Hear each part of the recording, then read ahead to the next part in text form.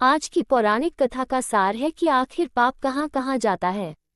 इसी संदर्भ में एक बार एक ऋषि ने सोचा कि पाप धोने के लिए सभी लोग गंगा जाते हैं। ऐसे में सारे पार गंगा में ही समा जाते हैं। इस तरह तो गंगा भी पापी हो जाएगी।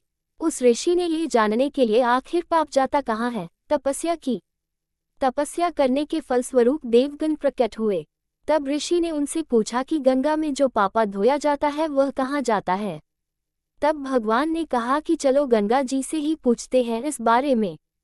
ऋषि और भगवान दोनों ने ही गंगा जी से पूछा कि हे गंगे, सब लोग तुम्हारे यहाँ पाप धोते हैं तो इसका मतलब क्या आप भी पापी हुई। तब गंगा ने कहा कि मैं कैसे पापी हो गई, मैं तो सभी पाप लेकर समुद्र को अर्पित कर देती हूँ। इसके बाद ऋषि और भगवान समुद्र के पास गए और उनसे पूछा कि हे सागर, गंगा सभी पाप आपको अर्पित कर देती है तो क्या आप भी पापी हो गए। तब समुद्र ने कहा कि वो कैसे पापी हुआ, वो सभी पाप को भाप बनाकर बादल बना देता है।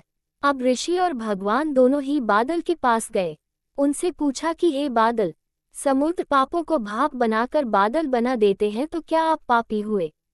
बादलों ने कहा, मैं कैसे पापी हुआ, मैं तो सभी पाप को वापस पानी बना देता हूँ और धरती पर गिरा देता हूँ। इससे ही अन्न उपजता है, इसे ही मानव खाता है।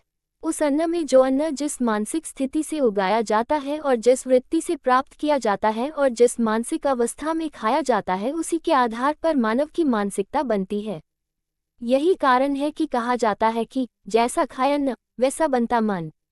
जिस वृत्ति से अन्न प्राप्त किया जाता है और जिस मानसिक अवस्था में खाया जाता है, वैसा ही विचार मानव का बन जाता है।